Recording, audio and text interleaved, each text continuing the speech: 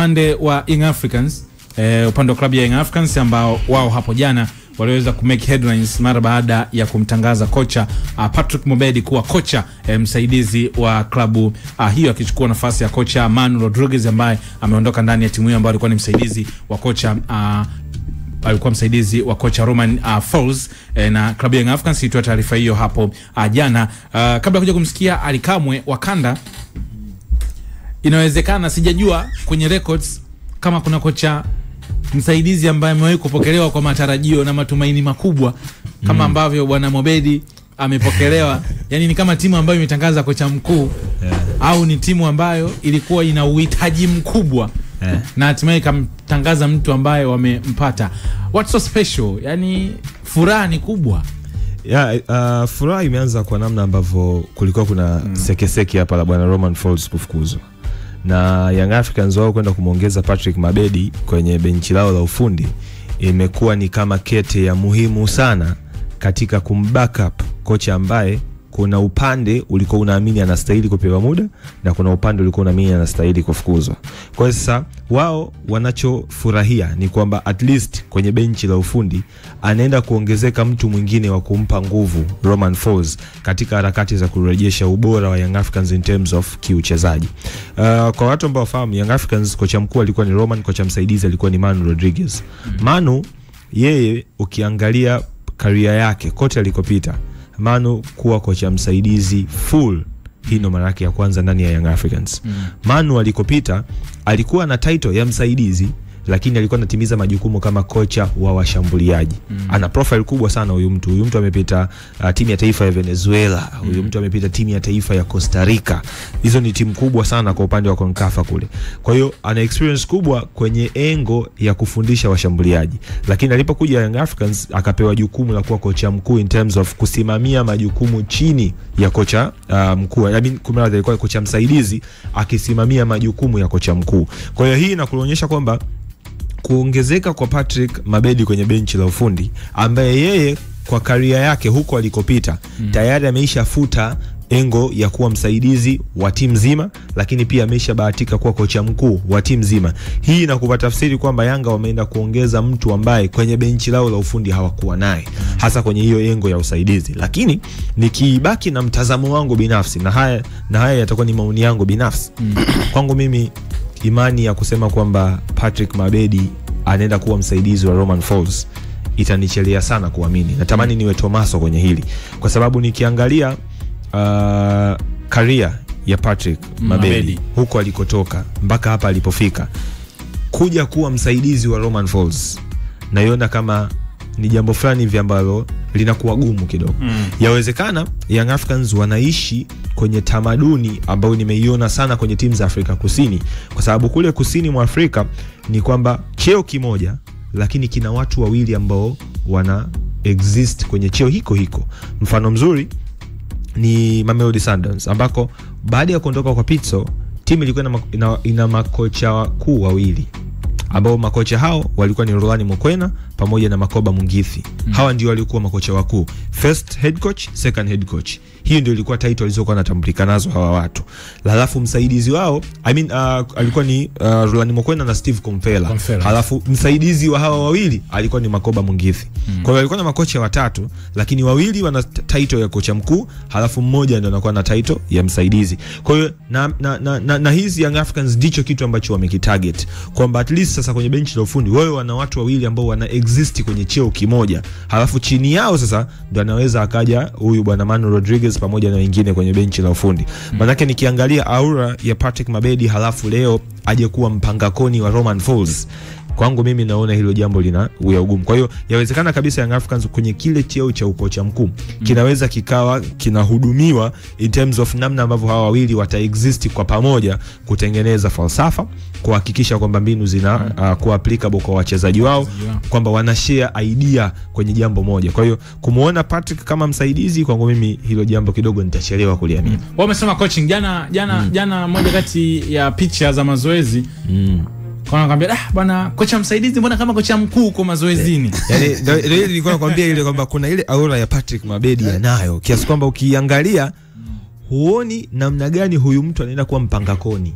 Unajua wasaidizi mara nyingi ni engo kwamba kocha mkuu anapanga plani yake, msaidizi wewe unaenda execute ile plani ya kocha mkuu. Lakini ukiangalia Patrick anachokifanya, yupo sehemu ya instructions za timu ichezaje. Kwa hiyo kwangu mimi ndio maana nimegusia kwenye hiyo engo kwamba inawezekana kabisa labda kutokana na experience ya Engineer Hersi kuishi sana kusini mwa Afrika, ama kwa exposure kubwa ya kusini mwa Afrika, inawezekana hichi kitu amekipenda na labda ndicho anachokuja kukitumia ndani ya Young Africans, kwamba title itabaki kwamba kwa sababu TFF inabidi kwenye ile protocol za TFF inabidi uwe na kocha mkuu na msaidizi, lakini hizo ni kwenye protocol, ila kwenye utimizaji wa majukumu binafsi naona hawa wawili wata exist kwenye cheo hicho. Bana, tumsikilize kwanza Ali Kamwe, msemaji wa klabu ya Young Africans na mkuu wa idara ile ya mawasiliano ya klabu hiyo, akizungumzia juu ya ujio wa kocha raia huyu wa Malawi Patrick Mabedi ambaye amejiunga na klabu ya Young Africans hapo jana akiingia kama kocha msaidizi na tayari amekwisha anza kazi. Kwanza furaha ya Yanga ni kubwa sana kwa ujio wa kocha Patrick.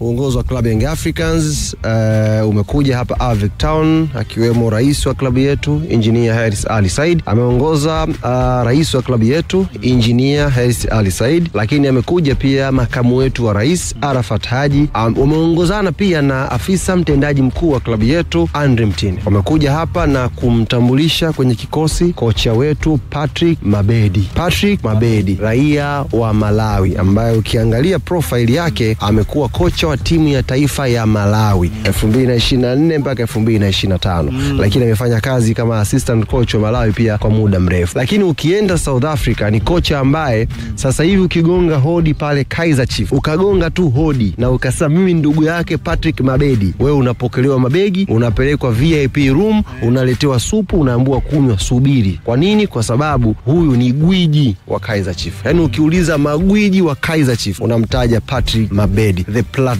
Sasa amekuja leo, ameungana hapa na Romain Folz kwa ajili ya kuisogeza mbele gurudumu la ushindi la klabu yetu Young Africans. Swali, yuko wapi Manu Rodriguez aliyekuwa msaidizi wa Romain Folz? Taarifa rasmi ni kwamba Manu amepata changamoto ya kiafya, na ukiangalia kwa kipindi cha siku 5-6 hapa hayuko pamoja na timu. Tukiwa tuna post Yanga TV inapigwa picha, Manu haonekani. Baada ya mechi tu ya Mbeya City alisafiri kuelekea nyumbani kwao na amepata changamoto ya. Kwa hiyo baada ya kuangalia vipimo na kila kitu, akatuma barua kwa afisa mtendaji mkuu Andre Mtine akiomba kwamba anahitaji muda wa kushughulikia afya yake. Kwa hiyo kesho ataingia nchini kwa ajili ya kuja kumalizana na uongozi, alafu Patrick Mabedi, the Platinum coach, ataanza kazi yake kwa ajili ya kumsaidia Romain Folz kuhakikisha Young Africans inakwenda nchi ya ahadi. Young Africans ya asali na maziwa inapatikana. Nawaambia tu ndugu zanguni, tuwekeni subira, tunakwenda Malawi. Sio waisubiri Yanga ikiwa kwa Mkapa, wataiona Yanga Malawi pale pale ugenini dhidi ya Silver Strike. Pale ndo watakwenda kuona hichi ambacho tunakiona sisi hapa, na mioyo yetu sio inafurahi, inabubujika. Unajua kububujika, inabubujika kwa raha tunachokiona hapa. Vitu vinatembea, yani tunakushambulia pembeni, ukivutika tunakuja ndani, ukija ndani tunatoka pembeni. Yaani unachagua unatoka baje. Muda wote tuko hivi tu. Yes, bwana, ni Ali Kamwe akizungumza utambulisho wa kocha Patrick Mabedi, lakini pia akizungumzia safari ya Malawi na kile ambacho wanayanga wakitarajia, kwa maana kwenye aina ya soka ambalo litachezwa. Eneo kubwa hasa linakuja hapo. Before tulikuwa kuna story kwamba kocha Romain Folz ataletewa mtu akuja kumsaidia. Mtu akuja kumsaidia. Story hizo zilikuwepo kabla hata hii ya Manu Rodriguez kwamba anaondoka, lakini kuonekana kuna mtu ambaye atakuja baada ya vitu kuonekana kwamba Romain Folz atakuja kupata usaidizi. Na kwenye CV inamonyesha Romain Folz kama ni mtu mzuri wa mipango. Kwa inawezekana Romain Folz akabaki kama mipango master. Lakini kwenye implementations za mambo ya kimbinu nini ikawa ni eneo la bwana Mabedi. Yani hizo ni possibility ambazo zinaweza zikatokea. Lakini tukibaki kwenye ile nadharia yao kwamba huyu ni msaidizi, mimi binafsi hiyo sitoamini.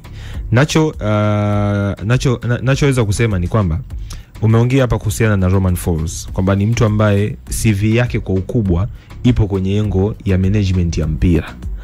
Ukiangalia kabla ya Young Africans kazi yake ya mwisho ilikuwa ni FIFA. Kabla ya FIFA kazi yake ya mwisho ilikuwa ni Mamelodi Sundowns kwenye kaengo kadogo kakiufundi. Sababu hata huyu Roman naye kama Manu tu naye alikuwa engo ya ushambuliaji pale Mamelodi Sundowns. Kwa hiyo sasa Roman kwangu mimi kumuondoa moja kwa moja kwenye benchi la ufundi haitakuwa jambo sahihi kwa muda huu, kwa sababu Mabedi hata akiwepo atahitaji watu wengine wa kufanya naye kazi. Nachokiona katika hawa wawili, ninaona ni watu wawili ambao yawezekana kwa asilimia kubwa sana wakakaa pamoja wakawa wanaunda timu, huku wote wakiwa wana lengo moja la kutengeneza mfumo ambao utafanana in terms of Mabedi pamoja na Roman waunde mfumo ambao utafanana katika idea zao, na mwisho wa siku hawa watu wawili hayupo hata mmoja wao ambaye atakuwa chini ya mwenzie, lakini wataexist wawili. Kuna kitu kimoja kwa experience ya kufuatilia football na kuishi na kusikia na kuona kwenye kufundisha mpira kila mwalimu ana imani yake. Inawezekana kama mmepita kozi moja my instructor wafundisha ndo wale lakini kila mtu anakuwa na imani yake. Na kwenye imani tunakuja kwenye kitu kinachoitwa falsafa ya kila kocha. Falsafa ndo imani. Ndio inasema yani ndio kwanza yani imani ndio hiyo falsafa ambayo tunaizungumza kwamba wote tumefundishwa na Youth Master lakini mimi na imani yangu kuhusiana na football, wewe una imani yako kuhusiana na football ambayo kitaalam ndio tunaita falsafa yangu mimi ni hii, maana yake mimi naamini kwenye hiki kitu. Kuna kauli ya kocha mmoja ambayo tumeishi naye sana anaitwa Mwinyi Zahera. Mwinyi Zahera aliwahi kusema siwezi kukubali Charles Boniface Mkwasa awe msaidizi wangu kwa sababu huyu mtu kwanza alinipokea akiwa kama katibu mkuu wa Yanga. Lakini huyu mtu naye ni kocha mwenye CV kubwa. Huyu ameshakuwa mpaka kocha wa national team. Huyu mtu hawezi kuwa msaidizi wangu kwa sababu kuna eneo hatuta kutana. Ingawa huyu Mkwasa ameshafanya kazi na watu kama kina Hans van der Fly na mambo yalikuwa fresh. Kwenye hiki ambacho tunakiona hata ukimsikiliza Alikamwe anavyozungumza inaonekana muda wa mabadi, yani huyu Mabedi anakuja kubadilisha mazaga. Na umegusa hapo kwamba inawezekana kila mtu kaletwa kwamba Frozi yupo Mabedi naye pia kaje, inaweza kazungumzwa lugha moja. Sasa hapa kwa sababu nachoamini ni kwamba Young Africans wakati wanamleta Mabedi walikuwa wanazijua kabisa kwamba Romain Folz haondoki. Walikuwa wanajua kabisa wanatakiwa kumleta mtu ambaye kwa namna yoyote ile anatakiwa kufanana idea na Romain Folz, kwamba hata angekuja labda Rakatandrabe lazima fanani idea na Romain Folz, hata angekuja sijui kocha gani mwingine lazima fanani idea na Romain Folz. Na kwa asilimia kubwa inawezekana kabisa hata kabla ya hawa watu wawili kufanya mazoezi training session ya kwanza, nataka kuamini kabisa hawa watu walikutana na wakajua wanataka kujenga jambo gani kwenye kikosi cha Young Africans. Kwa hiyo inawezekana kabisa mmoja akasacrifice imani yake ama falsafa yake kwa ajili ya kutengeneza jambo lingine moja ambalo either plan ya kocha Mabedi ndio ikatumika ama plani ya Romain Folz iliyokuwa inatumika ikaboreshwa na plan ambazo Mabedi atakuja nazo. Kusema kwamba watu hawa wawili waishi nje kwenye falsafa ni jambo ambalo linawezekana kama tu Young Africans hawakuzingatia zile hoja ambazo umeziweka hapa Ibra, kwamba hawa wawili wote wana hadhi ya kuwa makocha wakuu. Hawa wawili wana imani tofauti. Kama hawakulizingatia hilo kwamba kocha tunaimleta ana imani fulani tofauti na kocha ambaye yupo kwenye timu, kidogo hapo mushkeli utatokea. Lakini advantage ambayo inaweza ikabaki kwa bwana Mabedi ni kwamba ama na Roman mfanano wao unaweza ukaja wapi? Hawa watu kwa asilimia 90 za maisha yao wamehudumu kusini mwa Afrika. Mabedi amecheza South Africa, amecheza Moroka Swallows, bahati nzuri alipata nafasi ya kuwa nahodha, amecheza Kaizer Chiefs, alipata bahati ya kuwa nahodha, amecheza timu ya taifa ya Malawi ambayo tunaweza tukaitemi ina mfanano na timu za kusini mwa Afrika. Lakini ukitoka hapo, huyu mtu katika career yake ya coaching kaanzia huko Afrika Kusini. Moroka Swallows alipita kama msaidizi, Kaizer alipita kama caretaker, lakini mpaka baadaye anakuja kuwa kocha wa timu ya taifa ya Malawi. Kwa hiyo Roman naye maisha yake ya soka barani Afrika amehudumu zaidi kusini mwa Afrika, ukiachana ile safari aliyoenda Guinea. Kwa hiyo kama hawa watu wakaishi katika misingi ya soka la kusini mwa Afrika, nataka kuamini wanaamini katika falsafa moja. Falsafa ya Mabedi aliyocheza mpaka kuja kuihudumia kama kocha, falsafa ya Roman aliyefundisha soka kwenye ule ukanda wa kusini mwa Afrika, yawezekana kuna sehemu zikawa zinakutana katikati.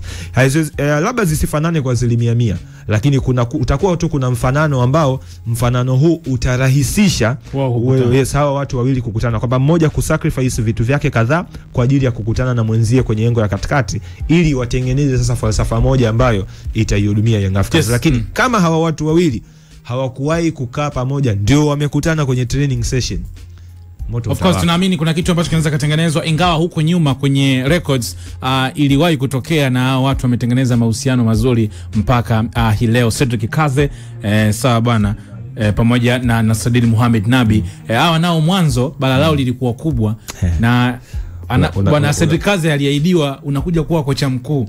Unakumbuka zile za laptop, unaambiwa picha za laptop. Cedric Kaze kila akiposti ni anafanya kazi. Kila akiposti kaambia bwana huyu bwana alikuwa anaandaliwa kuja kwa ilikuwa ni kwamba Nabi baada ya kutolewa kimataifa tayari watu wakaanza afukuzwe kwamba huyu muda wowote aondoke kwenye hii timu, ili Cedric Kaze arudi tena, maana alikuwa shafukuzwa tena kwenye timu, kwa sasa hivi timu imejipata, wakaambiwa rudi kama msaidizi, kaa hapa, huyu muda wote ananyolewa, unashika tena timu. Nabi akaomba miezi hiyo. Kuna hiyo miezi mitatu hiyo ndio Yanga inacheza kipindi kimoja. Yanga hiyo ilivyosimama na ndio msimu pale maiza unbeaten. Cedric Kaze mwenyewe akasema bwana tuendelee tu, leo wale wanafanya kazi pamoja.